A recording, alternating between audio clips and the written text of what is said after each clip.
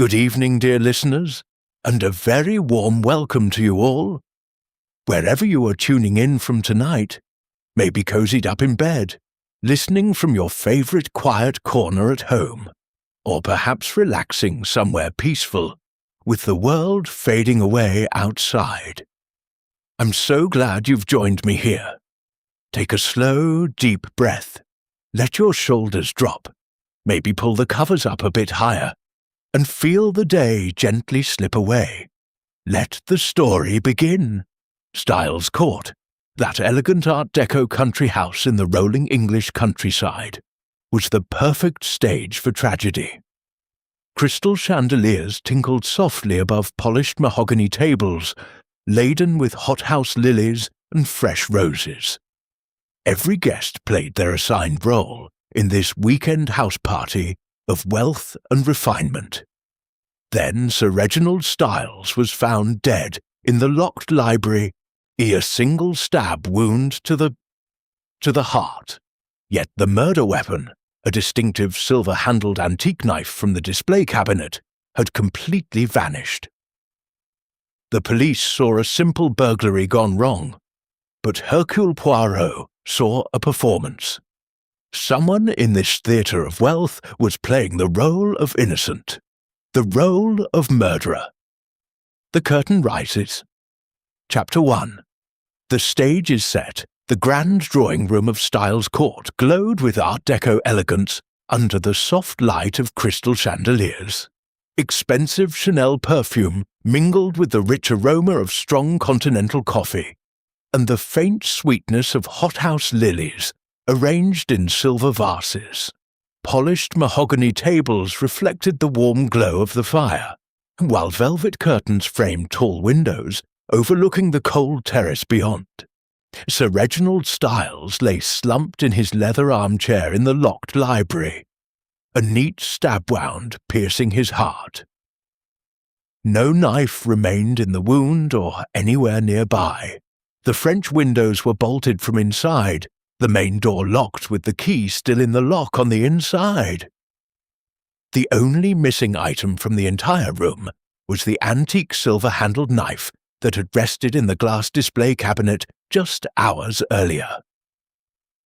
The household staff moved with hushed footsteps on the parquet floor, their faces pale. Lady Amelia Styles, the widow, sat on the silk-upholstered sofa, dabbing at dry eyes with a crisp linen handkerchief. Her silk evening gown rustled softly as she shifted. Colonel Sebastian Trent, the bluff military man, paced near the fireplace, his rough tweed jacket brushing against the warm marble mantel. Young Vivian Hart, the pretty secretary, twisted her soft kid gloves in her lap, while the smooth-talking art dealer, Mr. Julian Voss, sipped dry champagne with a steady hand, despite the chill night air seeping through the cracks. Hercule Poirot arrived by the evening train, his patent leather shoes clicking smartly on the parquet as he entered the drawing room. He tilted his egg-shaped head, his green eyes gleaming with quiet satisfaction as he surveyed the scene. "Mon ami," he said to the local inspector, "this is no ordinary burglary. It is a stage, and every person here is an actor. Observe this performance carefully, mon ami. Lady Amelia weeps, yes. The handkerchief dabs at the eyes. The shoulders shake appropriately. But watch closely. The handkerchief remains perfectly dry. The mascara does not run. The performance of grief. It is technically perfect. Too perfect." Poirot smoothed an imaginary wrinkle from his sleeve and arranged 2 crystal glasses symmetrically on a side table. The air carried the scent of Cuban cigar smoke lingering from earlier in the evening, mixed with sandalwood cologne worn by the men. A distant piano played softly from another room, its notes tinkling like the crystal chandelier above. "You watch with Poirot, non? You see how Colonel Trent's hands clench and unclench by the fire? Warm drawing-room air contrasts with the chill radiating from the terrace doors. Consider the psychology. What role does each person need to play tonight? The inspector explained the facts. Sir Reginald had retired to the library after dinner to review papers. No one heard a cry. The body was discovered when the butler brought coffee at 11. The knife, a family heirloom with a sharp blade and ornate silver handle, was gone without trace. Poirot made an expressive gesture with his small hands. The stage is set. The actors have taken their places, but one among them has forgotten that truth does not rehearse. He touched his magnificent moustache thoughtfully. Hercule Poirot will direct this drama toward the light of truth.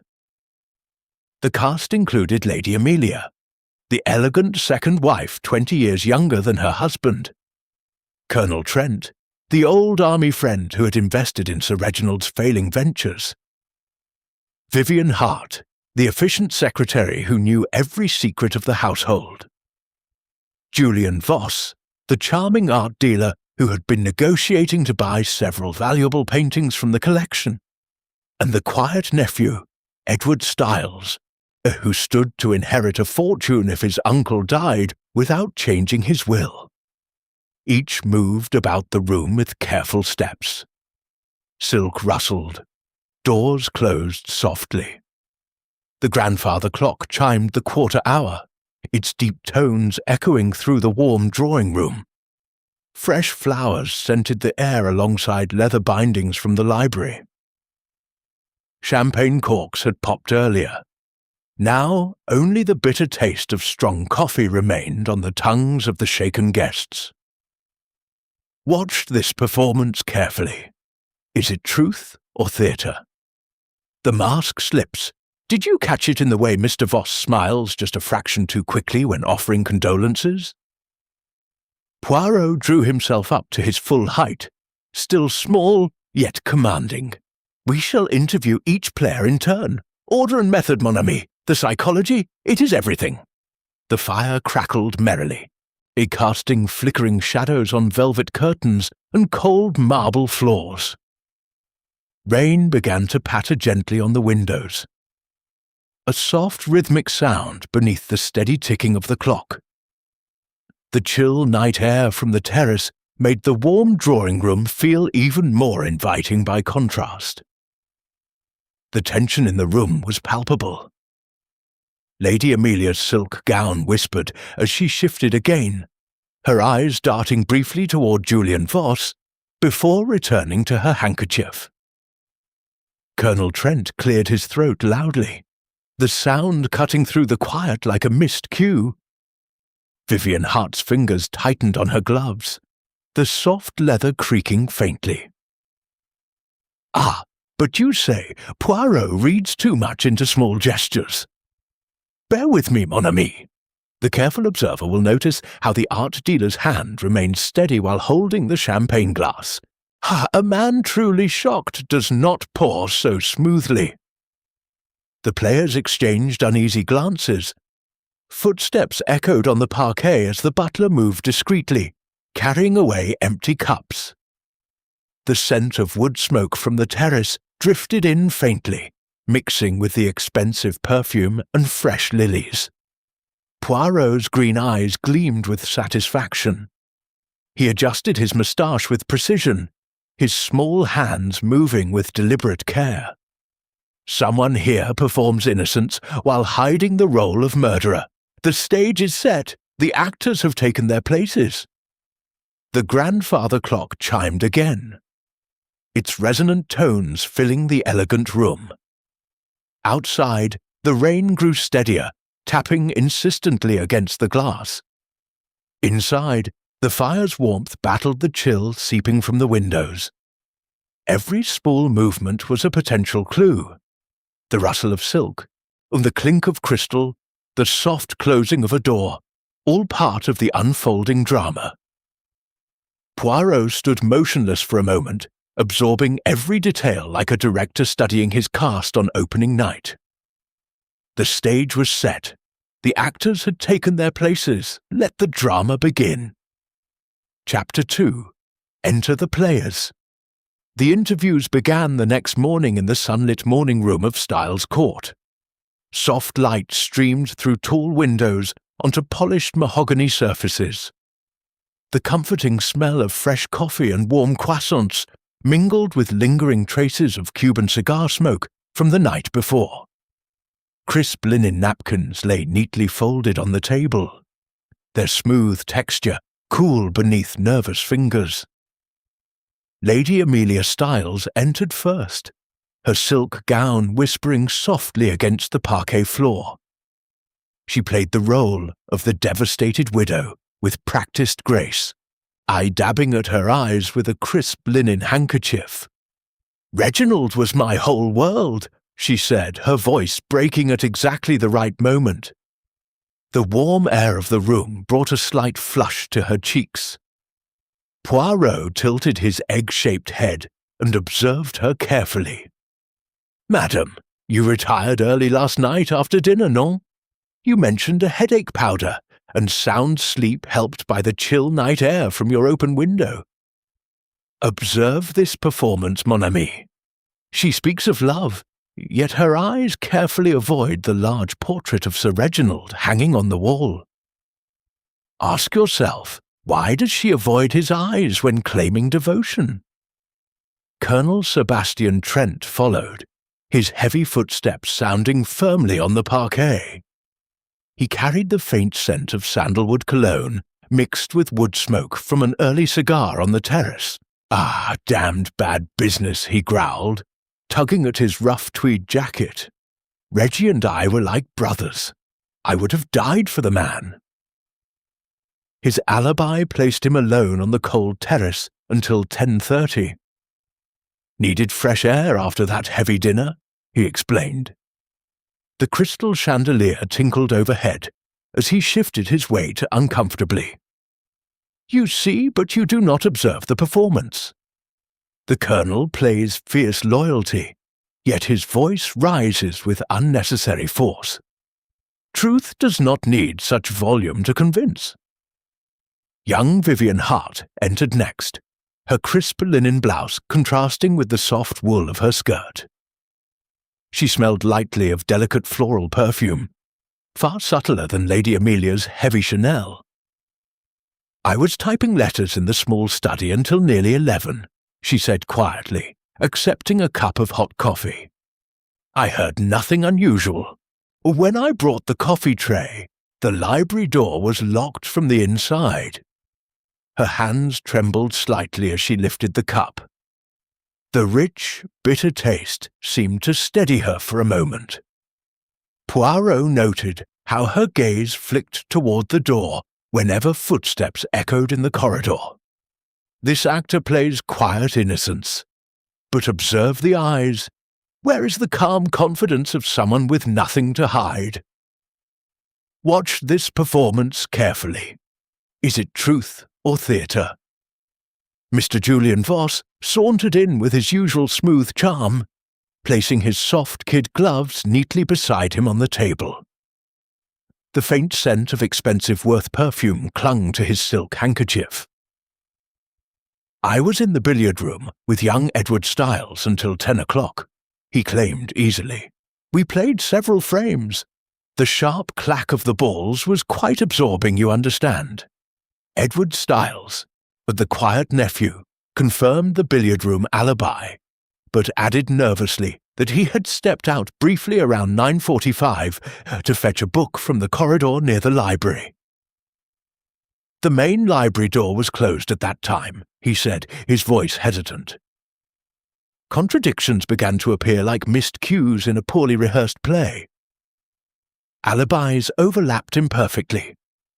Times shifted slightly when pressed with gentle questions. The players had all entered the stage, but who among them performed truth, and who performed carefully crafted lies? Poirot arranged the pens and notepads on the table into perfect symmetry, his small hands moving with deliberate precision. His green eyes gleamed as he surveyed the group. "Each suspect has taken their mark. The drama unfolds before us. Watch carefully, mon ami. Someone will forget their lines very soon." The morning light warmed the room, yet a subtle chill seemed to linger whenever the cold terrace was mentioned. The fire crackled softly in the grate, sending occasional sparks upward. Distant rain pattered gently against the windows, providing a soft rhythmic backdrop to the grandfather clock's steady, solemn chime. Too perfect, too rehearsed. Truth stumbles naturally, while lies flow with suspicious smoothness. The tension in the morning room rose slowly. Lady Amelia's silk gown rustled as she crossed her legs. Colonel Trent cleared his throat loudly, the sound cutting through the quiet. Vivian Hart twisted her soft kid gloves in her lap, the leather creaking faintly. Julian Voss maintained his charming smile, but his fingers tapped once too often on the polished mahogany. But you say, Poirot reads too much into small gestures," Poirot said, touching his magnificent moustache thoughtfully. "Bear with me, mon ami. The careful observer, and you are becoming one, will notice how Mr. Voss's hand remained perfectly steady when pouring his champagne last night. A man truly shocked does not pour so smoothly." The players exchanged uneasy glances across the table. Footsteps echoed softly in the hallway outside. Doors closed with gentle clicks. The scent of fresh flowers mixed with the rich aroma of coffee and the faint bitterness of strong continental brew. If you were hiding guilt, how would you perform innocence? Consider the psychology. What role does each person here desperately need to play in this unfolding drama? Poirot made a small expressive gesture with his hands. "The stage is alive with performances, some convincing, some already showing strain. We approach the moment when someone will break character." The grandfather clock chimed the half-hour, its deep tones resonating through the elegant room. Outside, the rain continued its steady patter on the windows. Inside, the warm drawing-room felt increasingly like a pressure chamber. Every actor had taken their mark. But who played truth? Chapter 3. The first act, a deeper questioning. Unfolded in the afternoon within the elegant drawing-room of Styles Court. Soft afternoon light filtered through tall windows, warming the polished mahogany and velvet curtains. The overpowering scent of hothouse roses from silver vases filled the air, mingling with the rich aroma of fresh continental coffee. Outside, rain continued to patter steadily against the windows, as its rhythm underscoring the growing tension. Poirot confronted Lady Amelia Styles once more, his small hands arranging a crystal ashtray symmetrically on the side table. "You claim you slept soundly after taking a headache powder, madame. Yet your maid reports hearing soft footsteps in the corridor near the library at 10:15. Lady Amelia's face paled beneath her carefully applied makeup. Her silk evening gown suddenly seemed constricting as she shifted on the sofa. The mask slipped. Did you catch it? Her hands clutched the crisp linen handkerchief too tightly for genuine grief. A real widow would not grip fabric with such fierce control. Poirot touched his magnificent moustache thoughtfully and tilted his egg-shaped head. "The performance, it is rehearsed. Truth does not rehearse. Madam, the director method. The performance, she weeps convincingly when pressed about her marriage, shoulders shaking at the perfect moment, the handkerchief dabbing at her eyes. The tell, yet the tears never quite fall. The eyes remain clear and calculating beneath the performance. No genuine redness mars the mascara. The psychology, I am reminded of the Ackroyd affair. where a man performed shock so convincingly that even I, Hercule Poirot, was momentarily deceived. He had rehearsed in front of mirrors, practicing the widening of the eyes, the dropping of the jaw in perfect timing. But he made one fatal error. He reached for his cigarette case with hands far too steady. A man truly shocked does not possess such control. The body, it knows the truth even when the face lies beautifully. And this is what the little grey cells understand. The psychology beneath every performance. In that case, greed hid behind a mask of familial devotion and surprise. The performer had spent hours perfecting his role, yet the steady hands betrayed him. Here at Styles Court, perhaps relief performs as overwhelming grief. The psychology remains the same. The body rebels against the lie it is forced to tell. 162 words. The truth. Therefore, Lady Amelia knew far more than she admitted about the events of last night. Her grief is mere costume, not true feeling. You see it now, no? The theatre begins to crumble. The first cracks had appeared. Colonel Trent's alibi strained under closer examination in the warm drawing-room. You insist you remained on the cold terrace until 10:30, yet the gardener saw no one there after 9:40, Poirot remarked quietly. The Colonel's face reddened.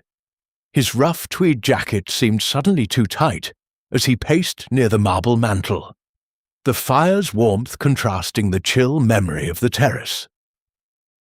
Watch this performance carefully. Is it truth or theatre? The Colonel plays loyal friend, but his clenched fists suggest old resentments over failed investments with Sir Reginald. Vivian Hart was questioned again about a partially burned letter discovered in the library fireplace. The scent of charred paper still lingered faintly. It was nothing, only personal correspondence, she protested, her voice rising. Yet the scorched fragment clearly mentioned the knife and tonight. Her soft kid gloves lay discarded on the table, her fingers twisting nervously in her lap as she accepted another cup of hot coffee. The emotional strain showed in small details. Silk rustled as Lady Amelia shifted uncomfortably. The crystal chandelier tinkled overhead with the slightest movement of air.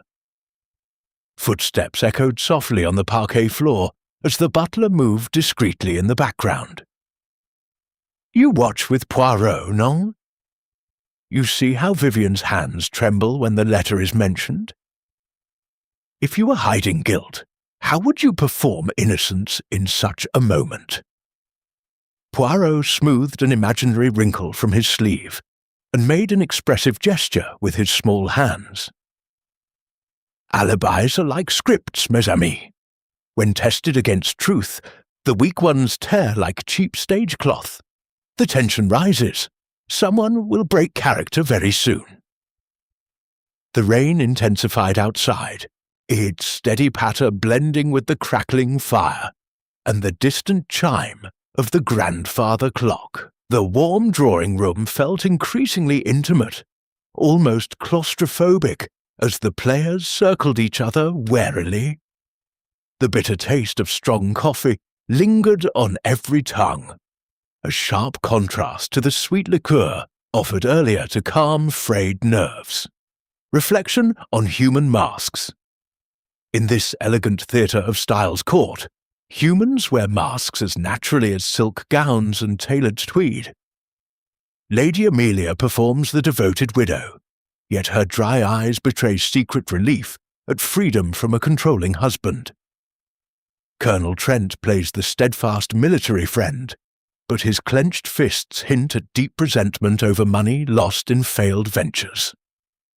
Vivian Hart casts herself as the quiet, efficient secretary, yet her trembling hands suggest knowledge she fears to reveal. Why do we wear these masks? Fear of judgment, greed for a better future, love twisted into quiet obsession, and pride that refuses to show vulnerability. Society itself demands the performance, the perfect grieving wife, the loyal old comrade, the innocent young employee. These roles become comfortable armor until the spotlight of truth grows too bright. I recall the case of the disappearing pearl, where a seemingly devoted daughter performed filial piety while secretly planning to elope with her mother's valuable jewels. She rehearsed her tears nightly in front of a mirror, perfecting every sob and gesture. Yet one small tell gave her away. After discovering the theft, she adjusted her mother's photograph with too much tender care. Genuine grief avoids such careful staging. The body rebels, hands tremble, breaths shorten, eyes betray calculation instead of pain. The little grey cells detect these rebellions every time. Universally, deception fails because truth is simple and effortless. Lies require constant rehearsal and energy. In the end, every actor forgets a line under pressure. The spotlight reveals the cracks, and the mask slips. Theatrical wisdom for you, mon ami. The next time you witness perfect grief or flawless loyalty, pause and ask yourself, what role does this person desperately need to play? The mask always slips eventually. Listen for the stumble in the voice.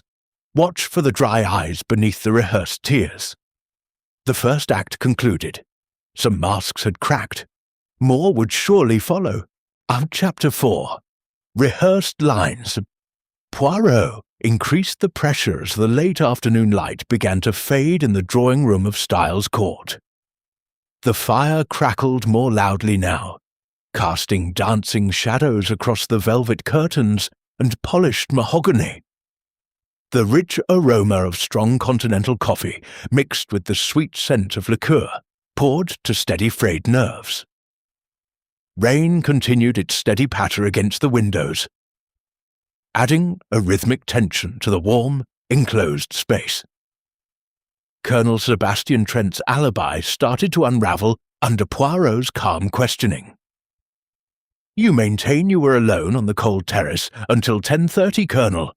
Yet fresh footprints in the soft earth show someone returned to the house much earlier," Poirot said quietly.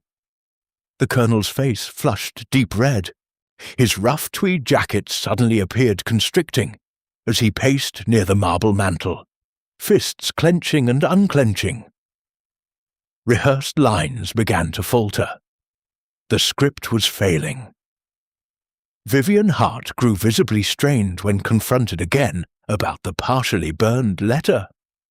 "I told you, it was nothing personal," she insisted, her voice rising sharply. Yet the charred paper clearly referenced the knife and a planned meeting tonight. Her soft kid gloves lay abandoned on the table, fingers twisting anxiously in her lap as she sipped hot coffee, the bitter taste doing little to calm her. Watch this performance carefully. Is it truth or theatre? The secretary plays shocked innocence, but her trembling hands tell a different story. The mask slips. Did you catch how her eyes darted toward Lady Amelia? Mr. Julian Voss maintained his smooth charm longer than the others, but even he showed cracks. When pressed about the 10-minute period he claimed to be alone in the billiard room, his smile tightened. "A telephone call, Monsieur Poirot, nothing more." Yet no call had been logged by the exchange. The faint scent of his Worth perfume seemed suddenly stronger in the warm air as he adjusted his silk handkerchief. Poirot tilted his egg-shaped head and arranged 3 crystal glasses into perfect symmetry on the side table. "Alibis are scripts, mes amis. When tested rigorously, the weak ones tear like cheap stage cloth. Truth needs no rehearsal. Lies always do." The tension rose palpably. Lady Amelia's silk gown rustled as she shifted uncomfortably on the sofa, her crisp linen handkerchief now gripped too tightly. as Colonel Trent cleared his throat loudly. The sound harsh against the soft crackling of the fire and the patter of rain. Vivian Hart's breathing quickened, while Julian Voss's steady hand finally showed the slightest tremor as he accepted another glass of icy champagne. "You watch with Poirot, non? You see how the art dealer's charm grows forced. If you are hiding guilt, how would you perform helpful cooperation under such pressure? Consider the psychology. What role does each person here desperately need to maintain?" Edward Styles, the quiet nephew, fared no better. His performance of the shocked heir began to show strain when Poirot noted inconsistencies in his timing leaving the billiard room. "The main library door was closed," he repeated, but his voice lacked conviction. The chill from the terrace seemed to follow him indoors, making him shiver despite the fire's comforting warmth. Poirot touched his magnificent moustache thoughtfully and made a small expressive gesture with his small hands. "Bravo!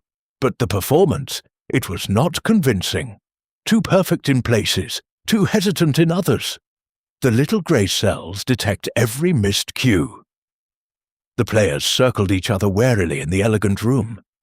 Footsteps echoed softly on the parquet floor as the butler moved discreetly. Doors closed with gentle clicks. The crystal chandelier tinkled overhead with every slight movement of air. The scent of hothouse lilies and fresh roses grew almost cloying, mixing with leather bindings and faint wood smoke drifting from the terrace. The grandfather clock chimed the hour, its deep tones resonating through the warm drawing room like a warning. Outside, the rain intensified, hammering against the windows. Inside, the atmosphere grew heavier, the hot coffee and sweet liqueur doing little to ease the rising strain. Too perfect, too rehearsed. Truth stumbles naturally. Lies flow smooth until the moment they do not. Poirot drew himself up to his full height, still small yet commanding. "Someone among you placed the knife after the deed to create the illusion of robbery. Someone removed it to confuse the stage. Rehearsed lines, they begin to crack under the spotlight of truth." Lady Amelia avoided everyone's eyes now. Colonel Trent's bluster sounded hollow. Vivian Hart looked close to breaking. Julian Voss's smile no longer reached his eyes. The careful observer, and you are becoming one, mon ami, will notice how the performances grow strained. The tension rises. Someone will forget their lines completely very soon. The rehearsed lines began to falter. The script was failing. Chapter 5. The Mask Slips. The major confrontation took place after dinner in the library itself, the very stage of the crime now brightly illuminated by the crystal chandelier. The empty display cabinet where the silver-handled knife had once rested gleamed mockingly under the light.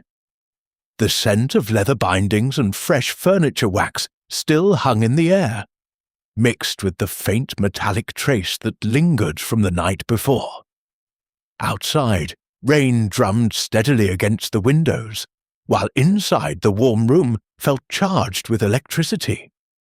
Poirot gathered Lady Amelia Styles, Colonel Sebastian Trent, Vivian Hart, and Julian Voss. He stood at the centre, his small hands arranging a few scattered papers into perfect symmetry on the mahogany table.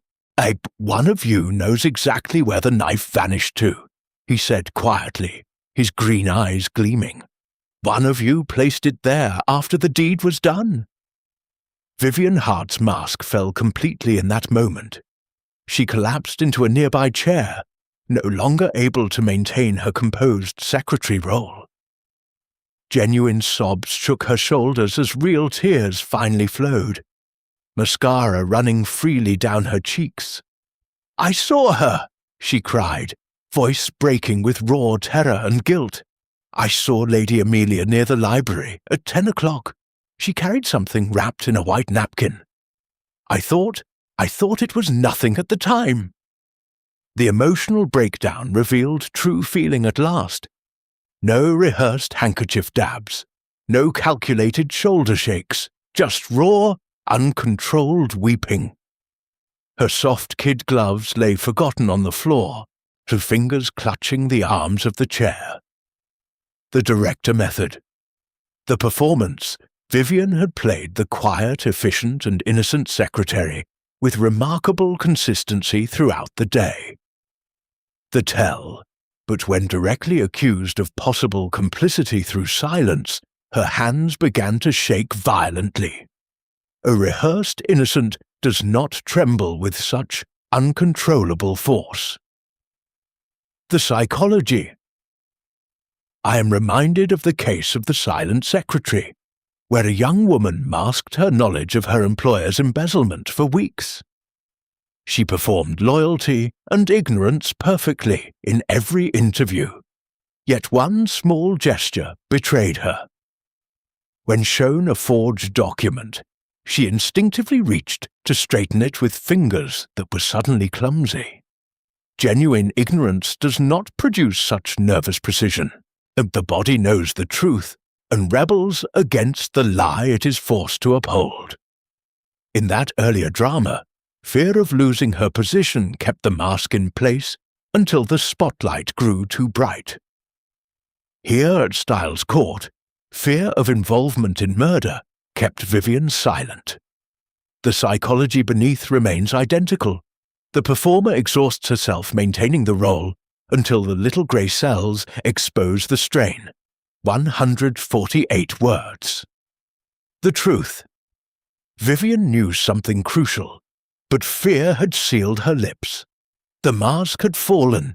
Beneath it, the true face at last. Lady Amelia's performance turned to ice.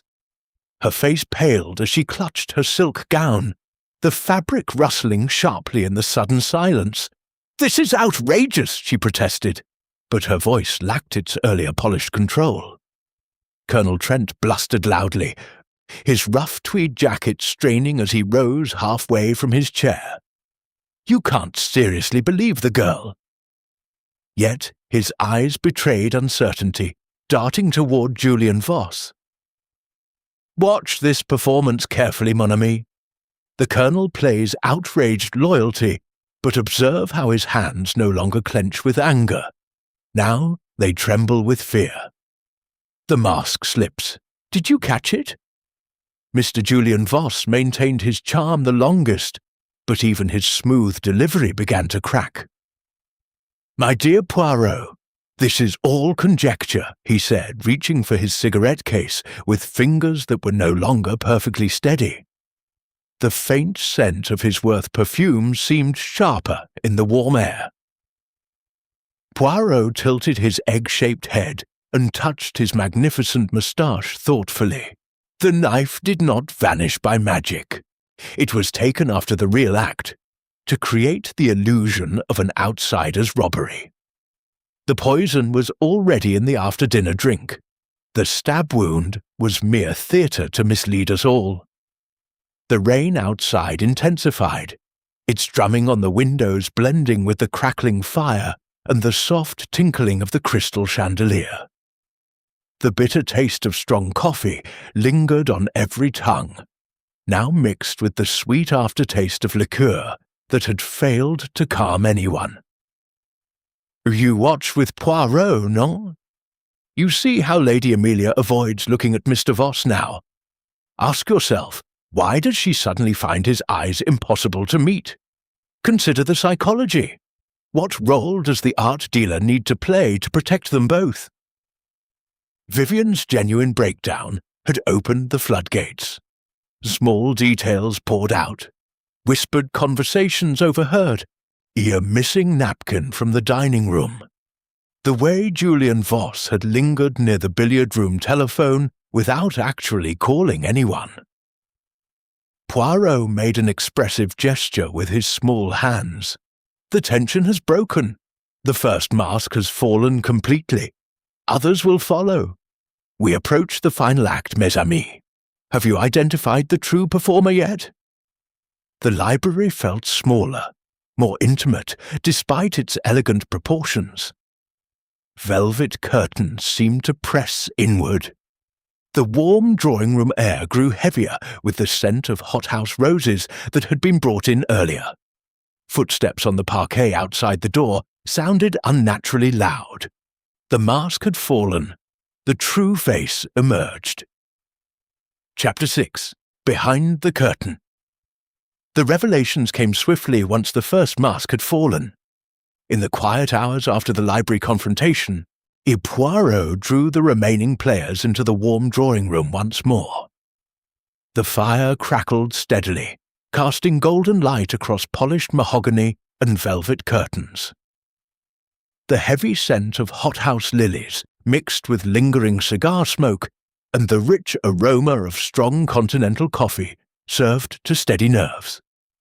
Rain still tapped softly against the windows, a constant backdrop to the unfolding drama. Sir Reginald Styles had planned to alter his will the very next week, cutting Lady Amelia out almost entirely. She would have received nothing but a modest allowance. The motive for poison in the after-dinner drink became clear: financial desperation wrapped in the costume of marital devotion. Colonel Trent faced complete ruin from bad investments he had made with Sir Reginald's encouragement. The victim had refused further loans. If Vivian Hart had discovered irregularities in the household accounts weeks earlier, but stayed silent out of fear. Hidden connections emerged like props pulled from backstage. Lady Amelia and Julian Voss had been conducting a secret affair for months. The charming art dealer had sold Sir Reginald several forged paintings at inflated prices. Exposure would have destroyed Voss's reputation and sent him to prison. The silver-handled knife had not been the murder weapon at all. It was removed after the stabbing to create the illusion of a burglary by an outsider. The real killing blow was the poison, administered cleverly in the brandy. The stab wound was pure theatre, designed to mislead.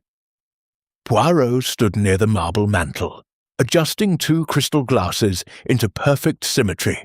Behind the elegant curtain of this weekend party lay a web of greed, resentment, and forbidden love. The knife vanished not to kill, but to stage the scene. Colonel Trent finally admitted his part in helping dispose of the poisoned glass. "I owed Reggie nothing any more," he muttered, his rough tweed jacket rumpled. His voice lacked its earlier bluster. The scent of sandalwood cologne clung to him faintly, now mixed with the sharp smell of nervous sweat. "Watch this performance carefully, mon ami." The loyal soldier now plays broken confession, but observe how his eyes still flicker with calculation. The mask slips. Did you catch the relief beneath the shame? Vivian Hart sat straighter now, her true role as reluctant witness finally revealed. No more trembling hands or averted gaze.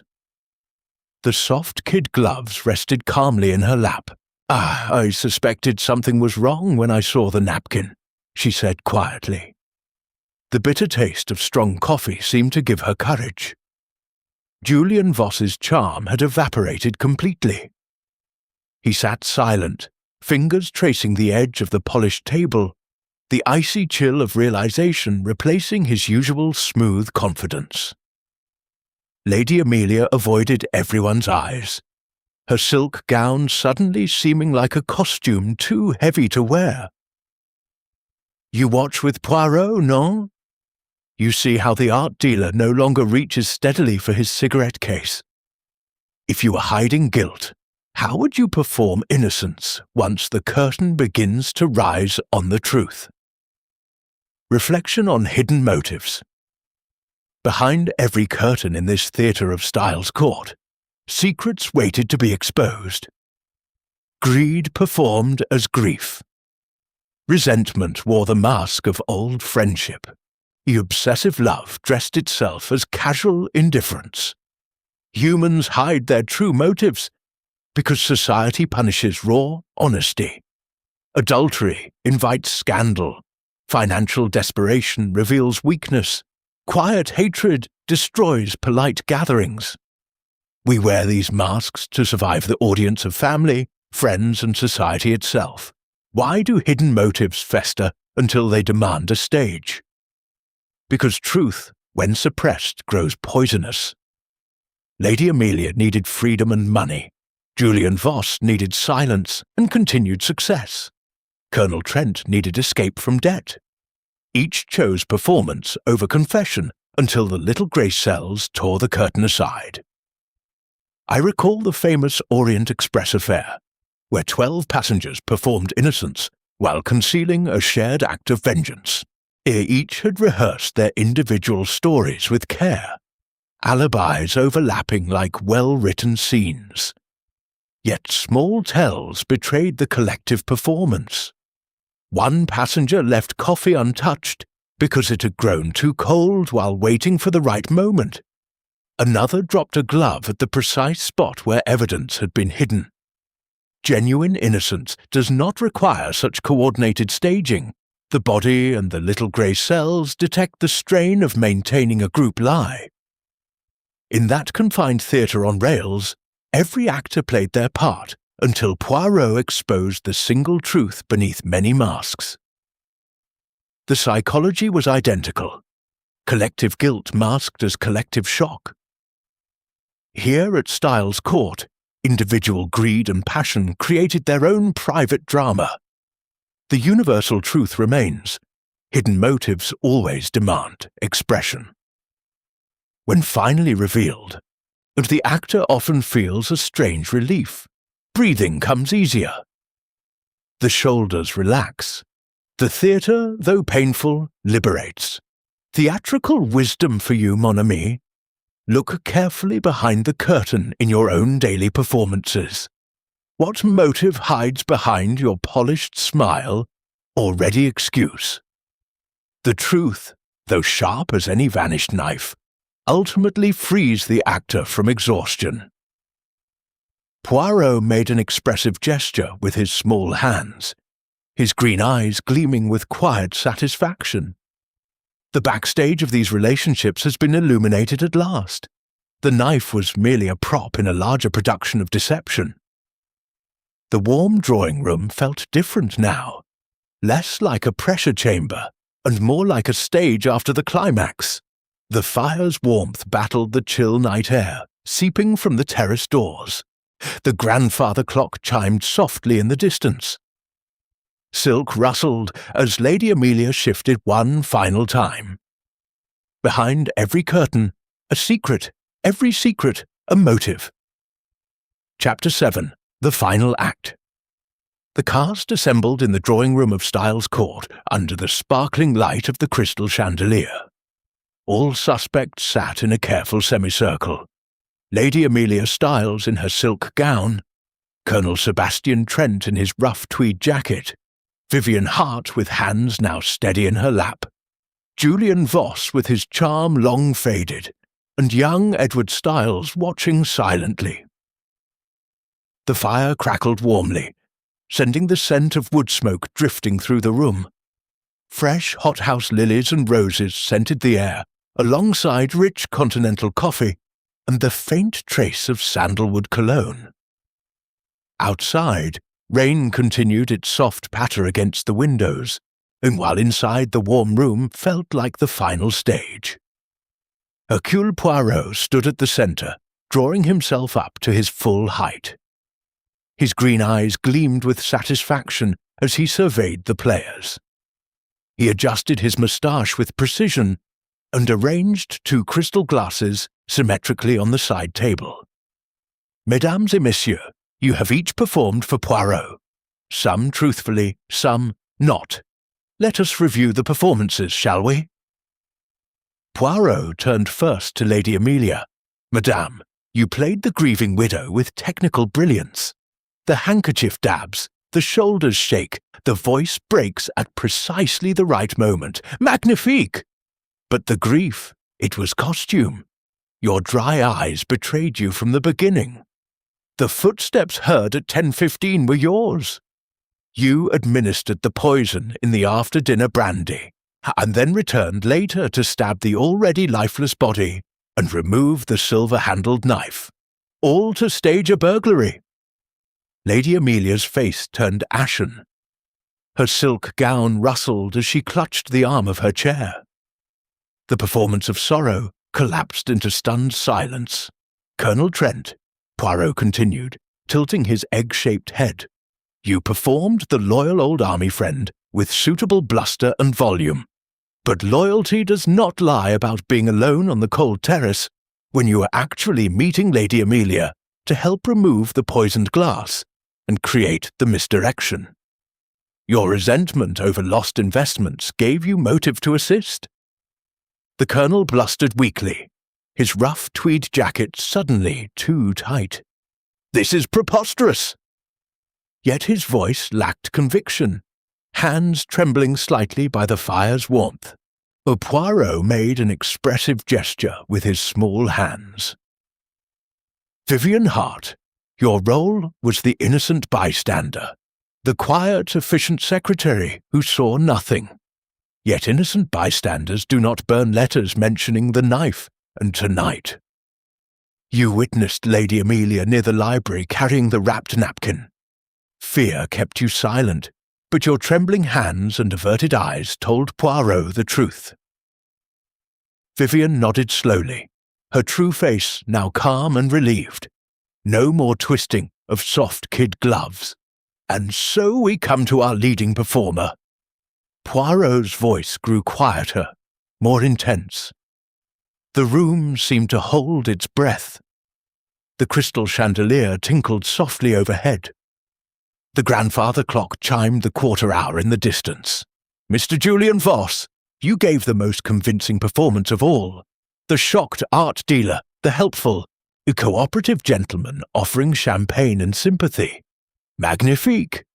You smiled at the right moments, spoke with perfect smoothness, and reached for your cigarette case with hands far too steady when the body was discovered. A man truly horrified does not have such steady hands. The body, it knows the truth even when the face lies beautifully. Julian Voss sat frozen, his earlier charm stripped away. The faint scent of Worth perfume now seemed cloying in the warm air. You and Lady Amelia planned this together. The poison ensured a quiet death. The stab wound and vanished knife created the illusion of an outsider's crime. Your motive was clear. Silence Sir Reginald before he exposed your forged paintings and changed his will, cutting out Lady Amelia. The affair between you provided the emotional fuel. Our greed and passion performed as grief and loyalty. The tension in the room reached its peak. Silk rustled. Footsteps had long since stopped outside the door. The fire crackled as if applauding the revelation. Poirot touched his magnificent moustache thoughtfully. The performance is over. The curtain falls. The truth. She takes her bow. Julian Voss finally broke. You have no proof, he whispered, but his voice trembled. The mask had shattered completely. Poirot smiled faintly. The little grey cells needed no blood-stained knife. They needed only the psychology, the dry eyes, the steady hands, the rehearsed lines that faltered under pressure. Order and method, combined with understanding of human nature, always reveal the true actor. Lady Amelia began to weep genuine tears at last. Colonel Trent looked relieved to be freed from deeper complicity. Vivian Hart sat taller, her innocent role restored. Edward Styles exhaled slowly, the weight of suspicion lifting.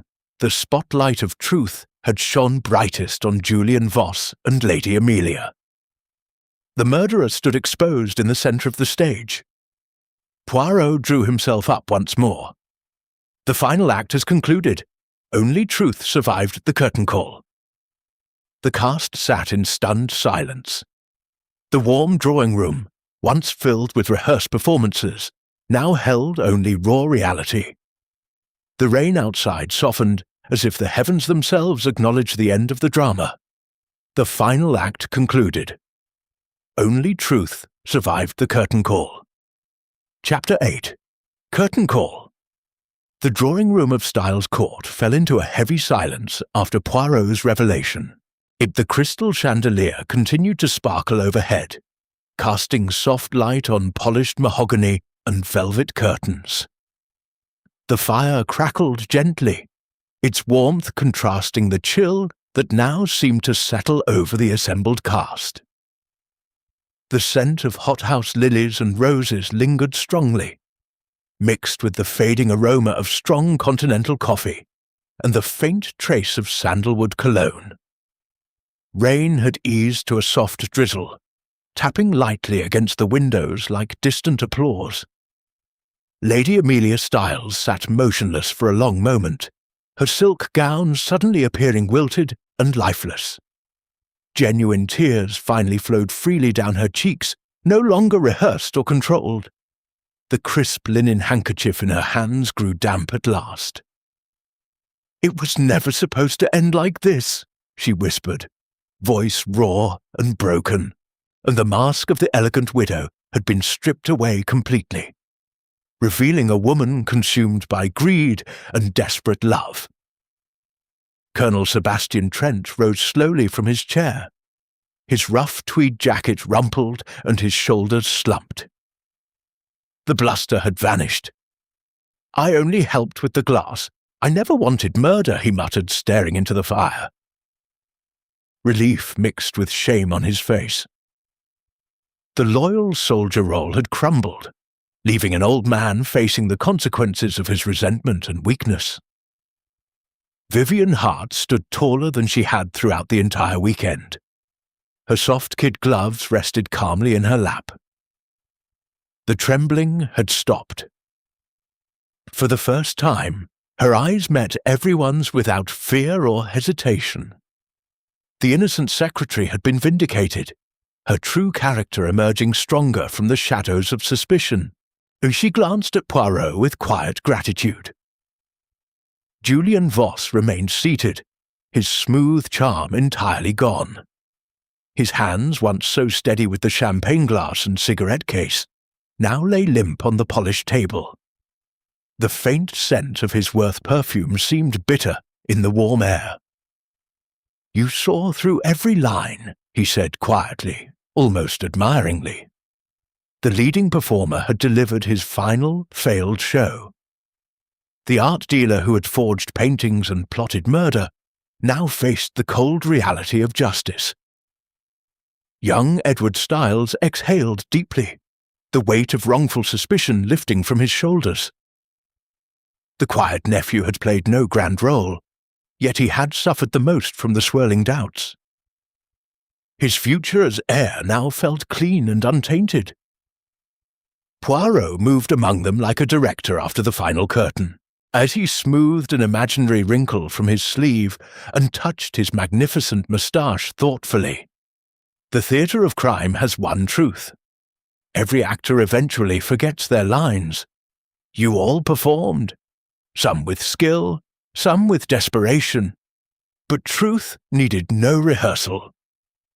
The local police inspector arrived shortly after, footsteps echoing firmly on the parquet floor. Statements were taken in the warm drawing room. Handcuffs clicked softly around Julian Voss's wrists. Lady Amelia would face trial as accomplice. Colonel Trent would answer for his assistance in the cover-up. Justice began its slow, methodical machinery, stripping away the final remnants of their carefully constructed roles. The elegant stage of Styles Court transformed once more.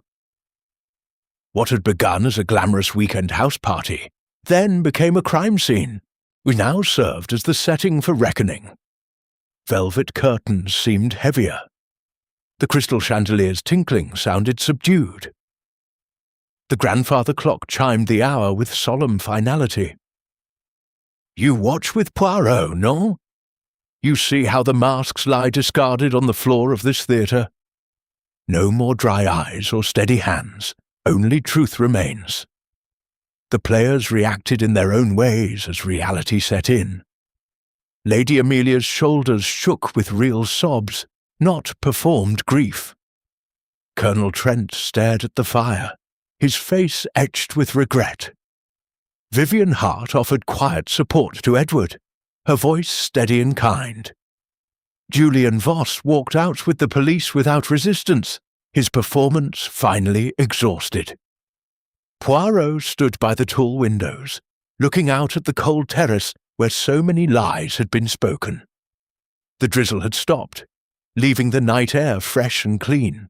The warm drawing room behind him felt lighter, as if the heavy curtain of deception had been raised for good. "The curtain call has come," Poirot said softly. "No applause for this performance, only justice." The household staff moved quietly through the rooms, clearing away empty coffee cups and unused champagne glasses. Doors closed softly. Footsteps faded along the corridors. The scent of fresh flowers remained, but the tension had evaporated like mist. Transformations had begun. The greedy widow faced accountability.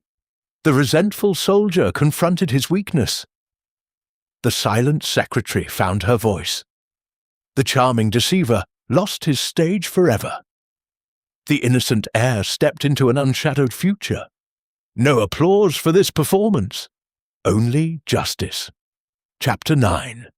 After the show, in the weeks that followed the dramatic events at Styles Court, the elegant country house gradually returned to quiet order. The grand drawing room, once filled with rehearsed performances and rising tension, now stood peaceful under the soft light of the crystal chandelier. Fresh hothouse lilies and roses still graced the silver vases, their sweet scent mixing gently with the aroma of polished furniture. Wax and strong continental coffee served each morning. Velvet curtains framed the tall windows, and the parquet floor gleamed once more under careful footsteps.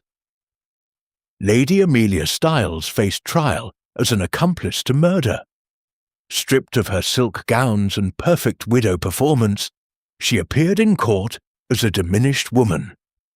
The mask of elegance and grief had been torn away completely. She spoke with genuine remorse in a quiet voice, no longer calculating the effect of every tear or gesture. And her obsession with Julian Voss and desire for freedom had cost her dearly. She received a lengthy prison sentence, but the experience began a slow transformation. Vanity giving way to reflection and regret.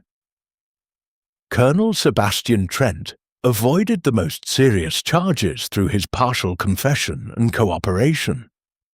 The bluff military man returned to a quieter life, his rough tweed jackets now worn without the weight of old resentments. He sold his remaining investments and lived modestly, visiting the grave of Sir Reginald to speak words of genuine apology. The role of the loyal friend had been replaced by that of a humbled survivor. The chill of guilt had thawed into acceptance. Vivian Hart emerged strongest from the theatre of crime. No longer the trembling secretary hiding behind soft kid gloves and averted eyes, she accepted a responsible position with a respected London firm. Her crisp linen blouses and steady hands now reflected true confidence. She visited Styles Court once to collect her belongings, walking the corridors with calm footsteps. The experience had taught her the danger of silence born from fear. Her transformation was complete. She had stepped fully into her authentic role. Young Edward Styles inherited the estate and began careful management of Styles Court. The quiet nephew, once wrongly cast under suspicion, grew into his responsibilities with thoughtful care. He removed the display cabinet from the library and replaced the vanished knife with a simple plaque, honouring his uncle's memory. The house felt lighter. the elegant Art Deco lines no longer shadowed by deception. He hosted no more lavish weekend parties, preferring genuine conversations over rehearsed social performances. Julian Voss, the leading performer, received the harshest sentence. His charm and smooth delivery had failed him in the end. From his prison cell, the art dealer who once sold forged paintings and plotted murder sent a brief note to Poirot. "You saw every missed cue." The mask of the sophisticated gentleman had been destroyed forever.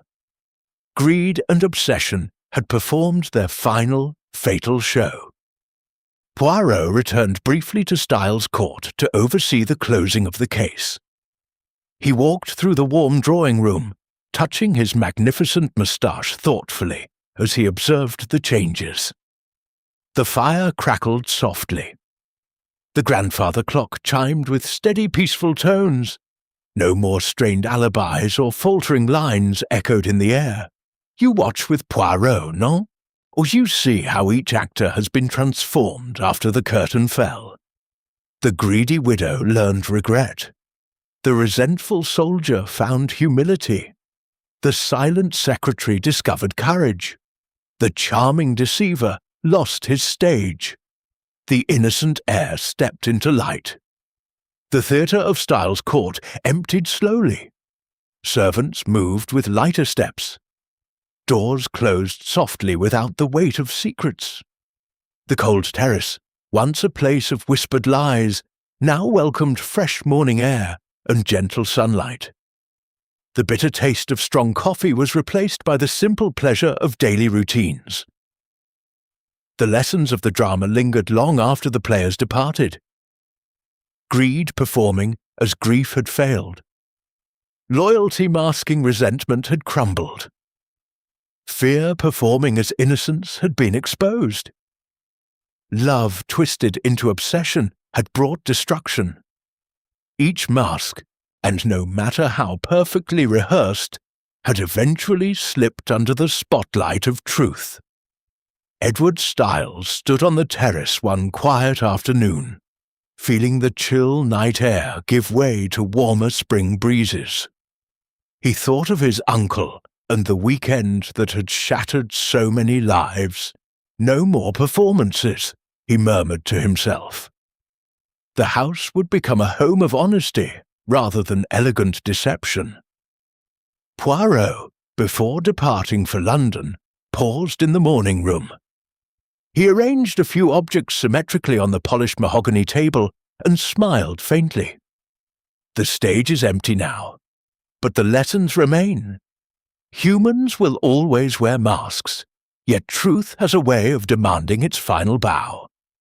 The elegant country house settled into peaceful silence. Silk gowns and tweed jackets were packed away. Crystal glasses no longer clinked with nervous champagne toasts. The theatre had emptied. Yet the psychological truths discovered there would echo in the lives of all who had taken part. The transformations were real and lasting. Vanity had been replaced by remorse, resentment by humility, fear by courage, deception by acceptance. The once glamorous stage of Styles Court now stood as a quieter reminder that every actor eventually forgets their lines. The theatre emptied. The lessons remained. Chapter 10. Poirot reviews the performance. Hercule Poirot sat comfortably in his London apartment, the late afternoon light filtering softly through the curtains onto his favourite armchair. A steaming cup of tisane rested on the small table beside him, its delicate herbal aroma mixing with the rich scent of strong continental coffee he had enjoyed earlier. The room was ordered and peaceful. Polished mahogany surfaces gleamed. Crystal glasses stood in perfect symmetry, and a few fresh lilies in a silver vase added a gentle floral note.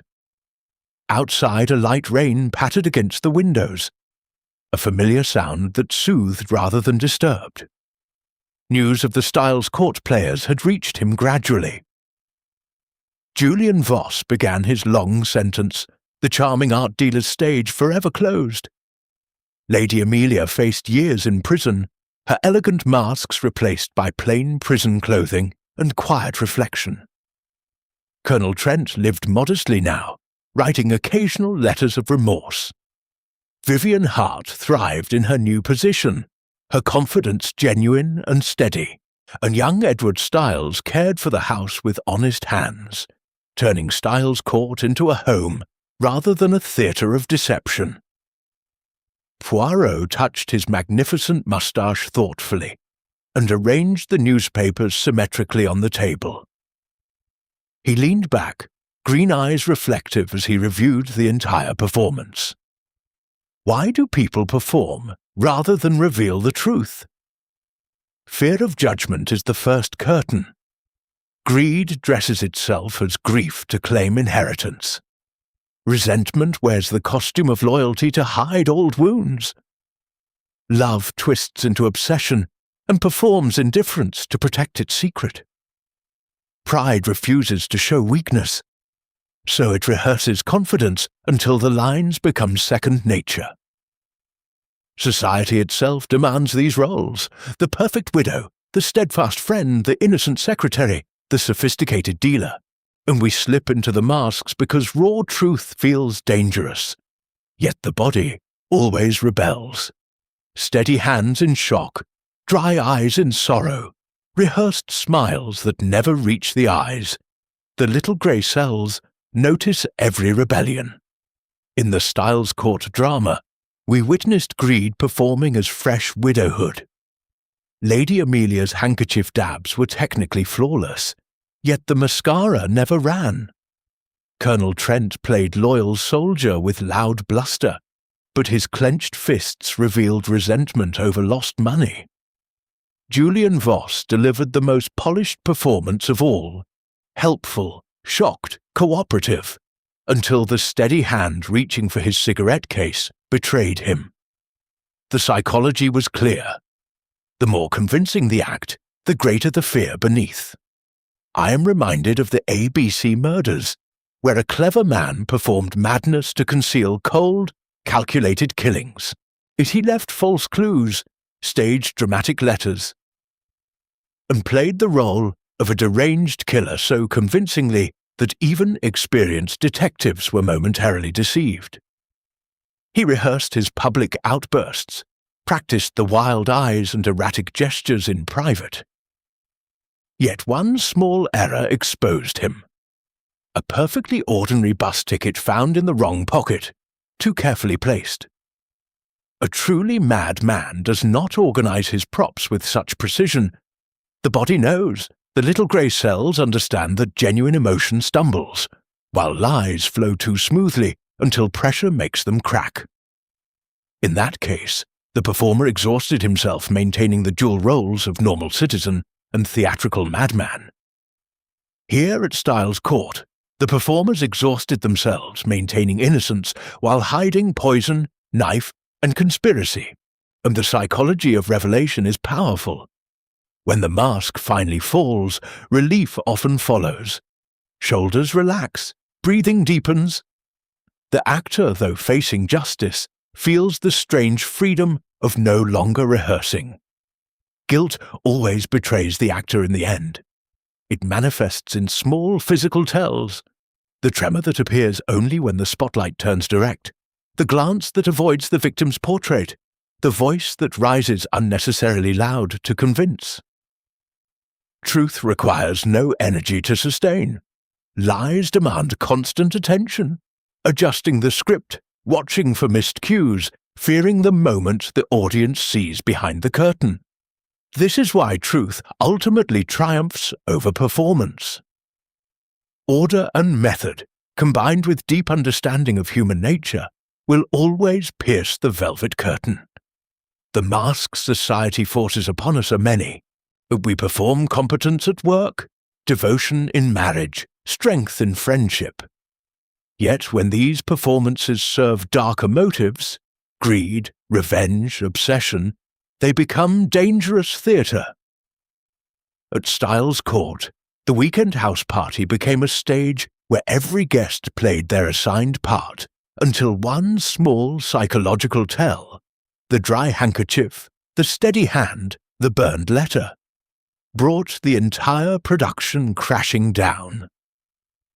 The psychology of revelation teaches us something beautiful. When the truth emerges, even the guilty often experience a moment of release. The energy spent on maintaining the lie vanishes. The body straightens, the eyes clear.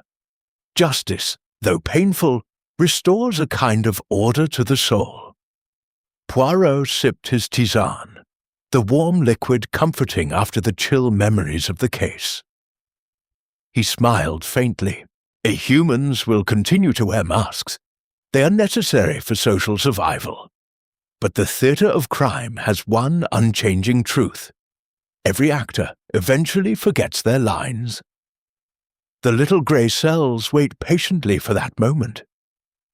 The spotlight of truth waits to shine. You, mon ami, have watched this drama with Poirot from the first scene. You have learned to observe the dry eyes beneath the tears, the steady hands in supposed shock, the rehearsed lines that falter under pressure. You are no longer a passive viewer. You have become a careful observer of the human theatre. Until the next theatre of crime, mes amis. Poirot watches always.